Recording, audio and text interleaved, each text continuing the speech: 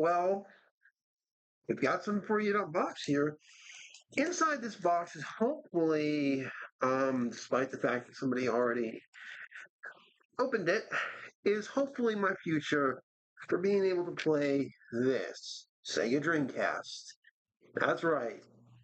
And I'm really looking forward to this. So, we should probably also get into a little story, but I think we want to see this thing because this was the first generation of gaming consoles like the PS2, and I just so happen to still have my PS2 somewhere. There it is. Sorry, my PS2 is like hidden behind, but it's all capable of still taking its games and stuff. But this bad boy right here, this was kind of one of the first of that generation, literally was, and would not be eclipsed and basically would become Sega's last system until after some time with the PlayStation 2. And it didn't help Nintendo was coming out. And then this new company, what were they called? Microsoft? With their insane Xbox. So here we go. All right, so here we go. We're going to open it up slowly. Thankfully, as we can see, there's a lot of bubble wrap, but you can just start to make out stuff. All right, so let's take it out. First bubble wrap in. Oh, everything is, here we go. So here's the first thing is the Sega Dreamcast controller. So it's actually not too bad looking. I haven't held one of these in decades, much as it pains me to say this.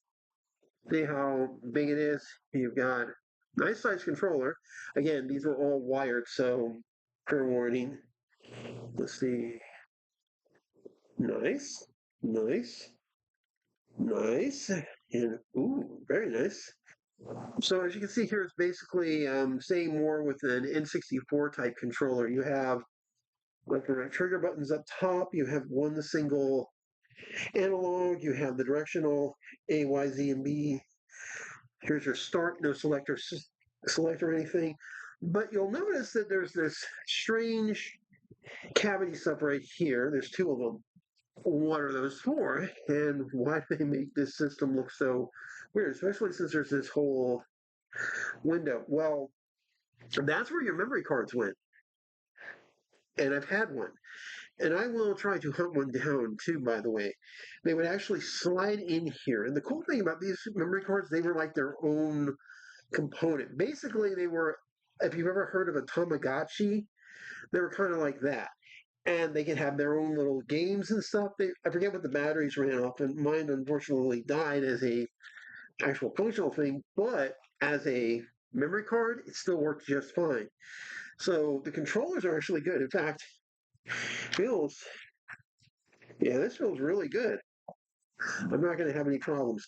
I think, however, though I'm a little bigger because I was just getting out of my teenage years when I bought this thing originally, so I might have gotten a little bigger. That or I'm just older. So there's that. That's pretty nice. All right. Second one is our power and our cables. See how they still use these old ones here? That's fine. Still works. All right. Now it comes from the console itself. And thankfully it's in, okay, and it's from this particular type of people who say it's been certified, refurbished and stuff. Thank you for choosing. I also have a 90-day window, so that's good. All right, here we go. All right. Here we go. Sega Dreamcast. You're also noticing something right there on the front. See, take a look. Oops, sorry. Right there. There we go. Compatible with Windows. That's right. When this thing came out originally, this was literally still the era of dial-up and stuff. And this was one of the first consoles that was actually doing, believe it or not, internet service. So you can actually play against people and stuff. And as you can see there, there's our AV out, our power. Here's a service line. But here's the cool thing. See this thing on the side right here? That, believe it or not, See that? That's your modem. That is the system's modem. That's right. It has its own freaking modem. The one thing, though, that I can say that this particular system did not come with, unfortunately, was the yeah. The one thing that didn't come with this is the famous web browser, believe it or not, because check this out. You plug it in to install your game disc or audio disc, because this actually does play music CDs, believe it or not, and close the lid. And with that disc, the web browser disc, you can actually surf the internet on this thing. Yeah, that's right.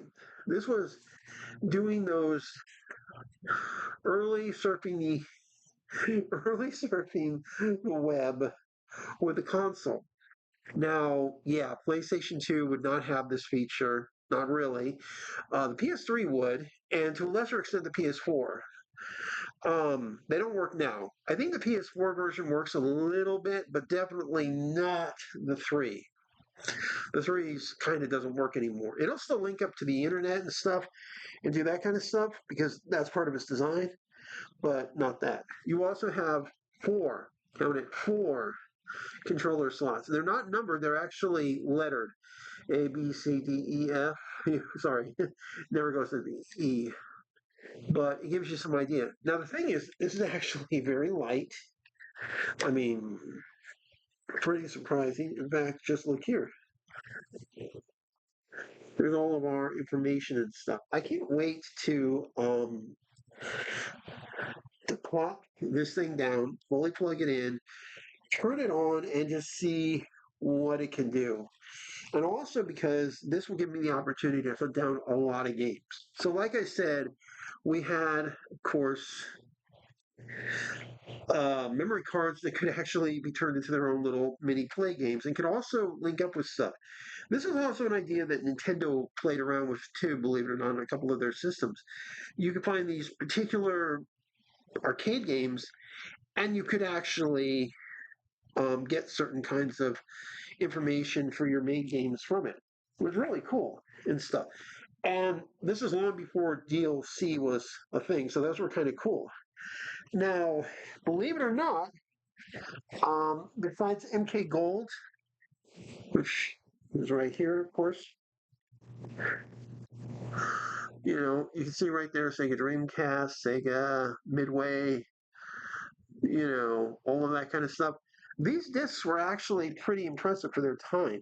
But here's the thing, and I'm going to pull out two games in particular. We're going to pull out for the PlayStation 2, and there's a reason for it.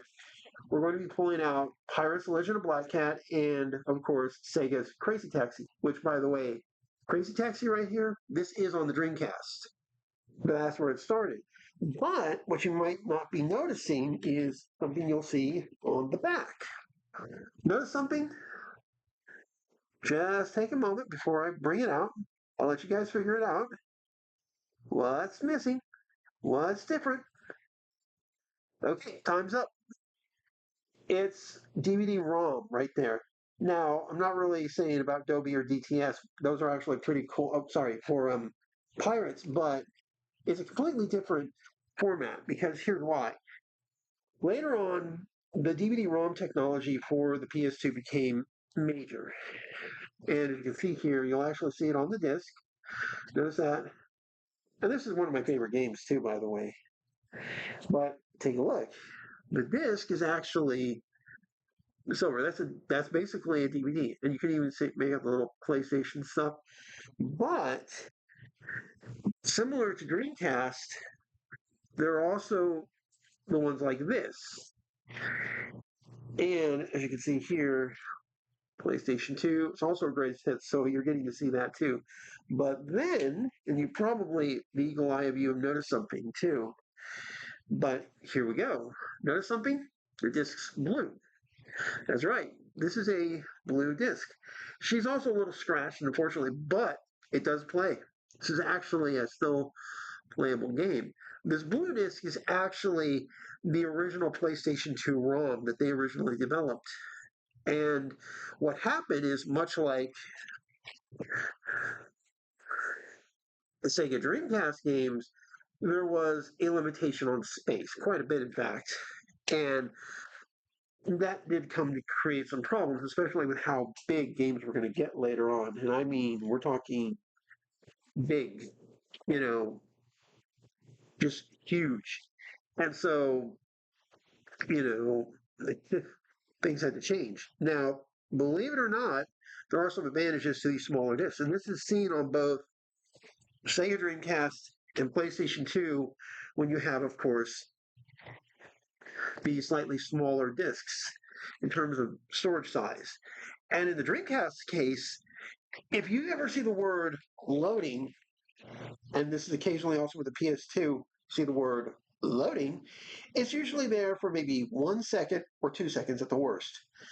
That's it. That was how fast these games loaded and worked. They can do a lot. And it was just insane. Plus, you were getting to play games in like perfect quality. I mean, and fun. For example, in the case of Mortal Kombat Gold, this is actually better than the arcade game in some ways. Not completely. There's still some catches, but it had all all arcade level quality. It had five more characters, not counting the hidden characters. It had all of that. The downside is it had the PS1 level full motion video stuff, which occasionally was fine. And other occasions, you're like, wow, why? It was a toss up. But there were a couple of occasions where, yeah, those full motion videos were a lot better. And other times, I would have preferred a few different things. Um, and then there was the really surprising games. For example, if you can find it, Soul Calibur, the original Soul Calibur. Now, I played that game in the arcades, and it looks nothing like the version you probably have on your 360 or even the Sega Dreamcast, and that's because it was like one of those older blocky PS1 games. When they created to this Dreamcast, it had a completely new look and made it a much better game, and it just blew everybody away. Then there was. You're probably going to wonder if this is an actual game, but it is, I can assure you. Typing of the Dead.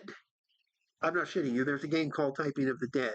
That's because this system, because of that service port I showed you in the back, it can actually get a keyboard, an actual computer keyboard.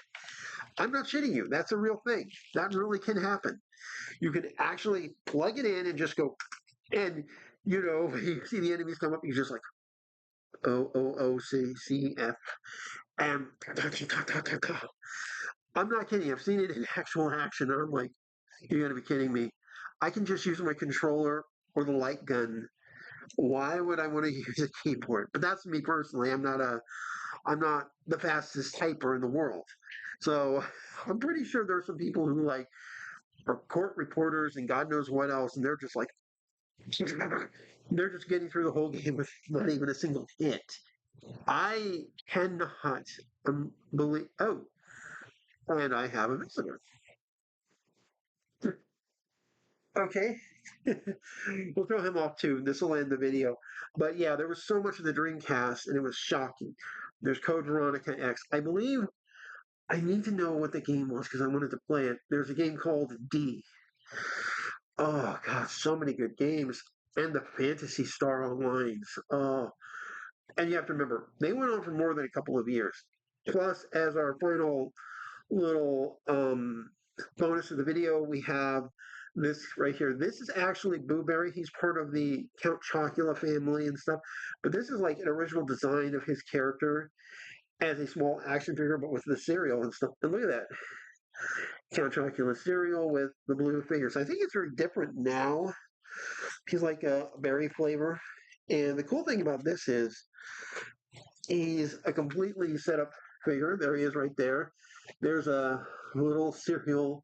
You can actually just make out the stand a little bit. But the cool thing about this is that all of this, almost all of this, like right here, him, his cereal bowl, right here, blueberry up top, and well, not really on the sides.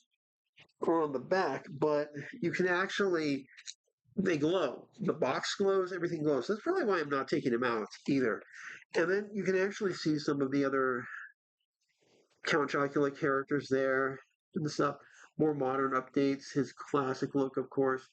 And what a lot of people don't realize is that they've also added Camilla Creeper to the list last year. So pretty good.